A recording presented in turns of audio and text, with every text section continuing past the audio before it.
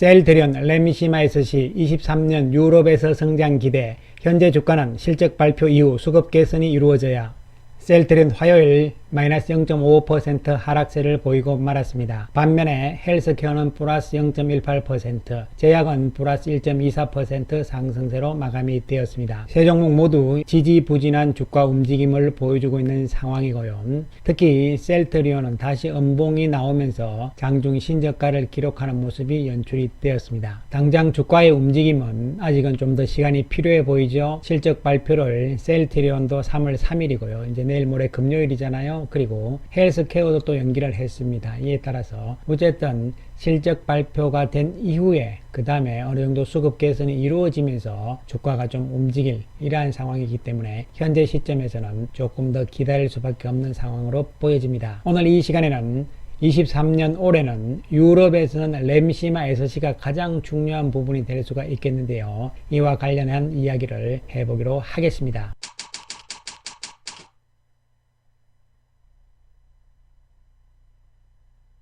셀트리온이 3월 1일 오늘부터 해서 3월 4일까지 2023 유럽 크론병 및 대장염 학회에 발표를 하고 또 중요한 일정이 있는 상황이잖아요. 이와 관련해서 셀트리온 측에서는 보도자료를 발표를 했는데요. 덴마크 코펜하겐에서 램시마 SC 신규 글로벌 3상 임상 결과 2건을 주요 데이터를 공개를 한다 이런 이야기가 되는데요.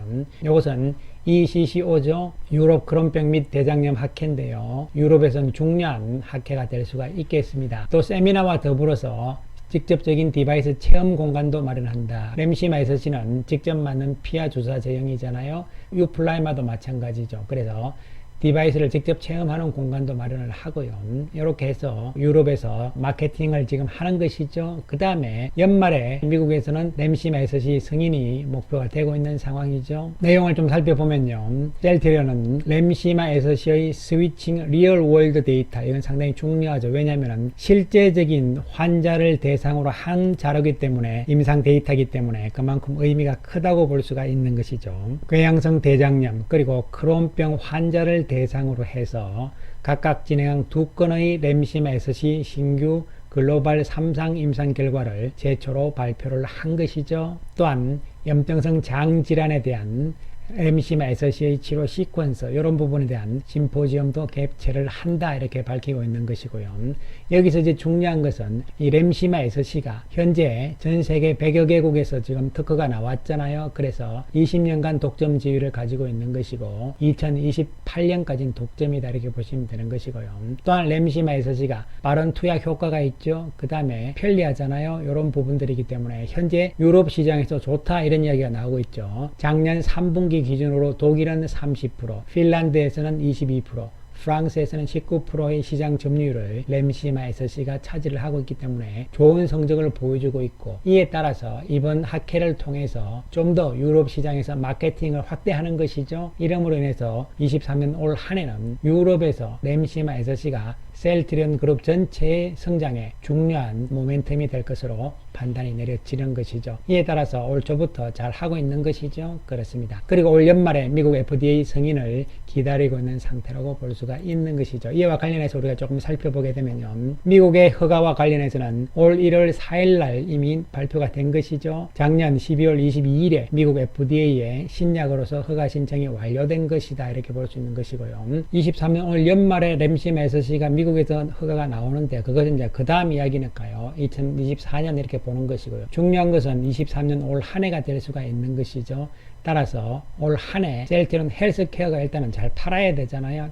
램시마 SC가 올해 어떻게 될 것인가 이런 부분들을 숫자적으로 조금 살펴보게 되면요. 뭐 염도별로 한번 살펴보죠. 일단 2020년에는 368억이었잖아요. 21년 896억이었고 2022년은 4분기가 지금 안 나왔기 때문에 좀 그렇긴 합니다만 어쨌든 2300억대 이렇게 기록이 될 것으로 보이고 23년 올 한 해는 유럽에서의 성장으로 인해서 약 4260억 정도 약 4천억 정도가 예상이 된다 이렇게 보시면 되는 것이죠. 그래서 헬스케어 쪽에서 램시마 SC를 유럽에서 잘 팔게 되면은 결론적으로 셀트리온도 램시마 SC를 다시 생산을 하잖아요. 이와 따라서 실적이 좋아질 수밖에 없는 구도인데요. 헬스케어가 일단 2022년부터 해서 23년, 24년 이렇게 해서는 상당히 실적 매출 전체가 기대가 되는 상황이죠. 각도가 좀 가빠르게 나오잖아요. 과거보다는. 그러한 가운데서 이 램시마 SC 부문도 계속적으로 커지고 있는 상황이죠. 그 다음에 또 유플라이마를 보시더라도 22년에 조금 작습니다만 23년부터 24년 이렇게 좀 커지고 있는 구도가 나오잖아요. 따라서 2024년 이후부터가 되면요.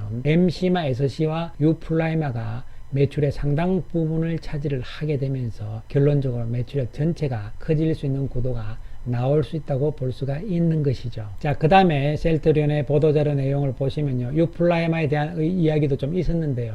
유플라이마 역시 이번에 40mm짜리, 80mm짜리 이어서 20mm짜리까지 허가 신청을 했잖아요. 이것은 무슨 의미냐 하면요. 제품을 세 가지로 만드는 것인데 오리지널인 에브비의 휴미라 제품도 그런 상황이거든요. 그래서 용량이 작은 것은 뭐냐면요. 나이가 어린 미성년자 즉 소아용이기 때문에요. 의미가 있다 이렇게 볼 수가 있는 것이죠. 그리고 이미 유럽과 미국에서 상호 교환성에 대해서도 현재 임상을 하고 있는 중이라고 이야기를 한 것이죠. 이 유플라이마에 대해서는 제가 이미 다 언급을 좀 드린 바가 있습니다만요. 특히 유럽에서 지금 조금 나가고 있는 상황이고 그리고 올해 7월 1일부터 미국에서인데요. 물론 5월달까지 허가가 나올 테니까 우려할 상황은 아니라고 보여지는 것이고요.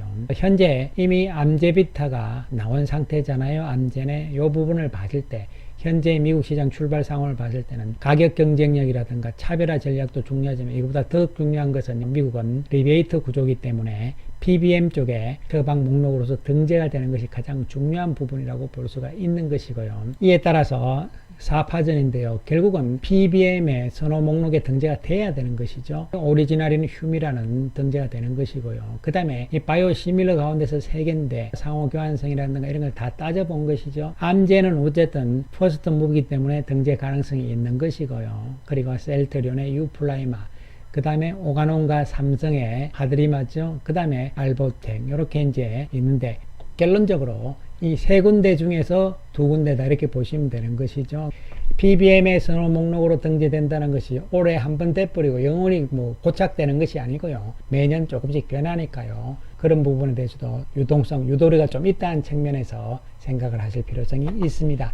자, 이와 관련해서는 제가 지난 영상이죠. 2월 24일자 영상에서 충분히 설명을 드렸으니까요. 못 보신 분들은 참고를 해 보시기 바라겠습니다. 따라서 결론적으로 2023년 올해는 셀트리온 그룹 측면에서는 두 가지가 중요한 부분이죠. 첫 번째 램시마 SC고요. 두 번째 유플라이마가 되는데 특히 램시마 SC는 유럽에서 그리고 유플라이마는 유럽과 더불어서 과연 미국에서 어느 정도 이런 부분으로 생각을 할 수가 있는 거잖아요. 물론 이번에 4분기 실적 발표 자꾸 늦추고 있는 것이 불안한 요인인 것은 당연하죠. 그러나 이에 따라서 이미 주가는 반영이 된 것이라고 볼 수가 있는 것이고요. 앞으로는 올해의 실적, 23년의 실적으로 간다는 측면에서 접근을 하실 필요성이 있어 보입니다. 그래서 램시마 SC는 유럽에서 중요한 부분이 되는 것이고요. 유플라이마는 올 하반기에 미국에서 과연 어떤 상황으로 전개가 될 것인가. 매출액은 유플라이마 미국에서 매출액은 올해는 크게 기대할 수는 없는 것이죠. 물론 삼성 측에서는 약 1235억 정도 예상을 합니다만요. 어쨌든 그 정도 선이다 이렇게 생각하실 필요성은 있어 보입니다. 따라서 기존 제품들과 또한 신규 제품들 이러한 부분들의 약진과 더불어서 2023년은 셀트리온 그룹 전체적으로 기대를 좀 할 수 있는 부분이라고 볼 수가 있는 것이고요. 합병에 대한 이야기들이 뭐 자꾸 궁금하다 이런 이야기들이 나오시는데요. 이번 주총과 관련해서 사실 합병은 지금 시점에서는 아직까지 별 이야기가 없는 상황이기 때문에요. 좀 더 상황들을 지켜보자 이렇게 말씀을 드리겠습니다. 수급적인 측면을 살펴보게 되면요. 셀트리온이 2월 들어서 외국인들이 439억을 매도를 한 것이거든요. 그런데 1월 달에는 외국인들이 4억 정도밖에 매도를 안 했어요. 그런데 2월 달에 매도가 많았잖아요. 이에 따라서 주가도 상당히 많이 빠지는 상황이 연출이 된 것이고요. 따라서 이 외국인 매도가 3월 달에도 어느 정도까지 나올 것인가 좀 두고 봐야 되는데 월 초 정도로 끝나고요. 3월 중순부터는 외국인 매도도 조금 줄어들 가능성 이런 측면을 예상을 할 수가 있는 것이고요. 그 다음에 기관들도 2월 달에 1750억의 매도인데요. 연기금 중심으로 팔았죠. 1월 달에는 별로 안 팔았어요. 75억 정도 팔았는데요. 역시 기관들도 지금 계속 매도하는 모습이 나오는데 3월 이후 좀 보자 이런 상황을 말씀을 드리고요. 셀트리온의 자사주 체결은 이미 완료가 됐습니다. 28일자로요. 그 다음 헬스케어를 보시게 되면요. 외국인들이 2월 달에 74억의 매도였잖아요. 1월 달에 10억 매수 우위였는데 불구하고요. 역시 헬스케어도 외국인 매도가 있었고 또한 2월 달에 기관들도 매도가 많았다 이렇게 보시면 되는 것이죠. 그러나 기관들의 매도는 헬스케어는 1월 달 311억에 비해서 줄어든 모습이잖아요. 이런 측면에서는 조금 생각해 볼 필요성이 있는 것이고요. 그 다음에 자사주는 지금 이제 97,000주 정도 남아있는 상태라고 보시면 되겠습니다. 역시 실적 발표가 좀 나와야만 수급 개선이 나올 것으로 예상이 되는 것이죠. 그리고 제약은 외국인들이 124억의 매도였거든요. 1월 달에도 94억의 매도였어요. 1월 달 외국인 매도였지만 주가는 별로 안 빠졌지만 2월 달 매도에서는 주가가 좀 많이 빠지는 상황이 나타나고 말았고 기관들도 1월 달 조금 샀는데 2월 달에는 매도하는 모습이 나오고 말았습니다.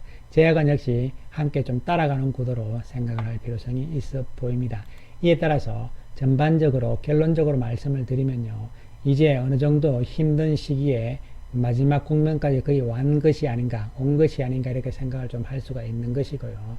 어쨌든 3월 들면서 이번 주 금요일 그리고 다음 주에 셀트리온과 헬스케어의 실적 발표 이런 부분들이 어느 정도 계기가 될 것으로 예상을 할 수가 있겠고요. 조금 긴 시각으로 본다면 23년 올 한 해는 작년보다는 괜찮다 이런 측면에서 접근을 할 수가 있겠습니다. 감사합니다.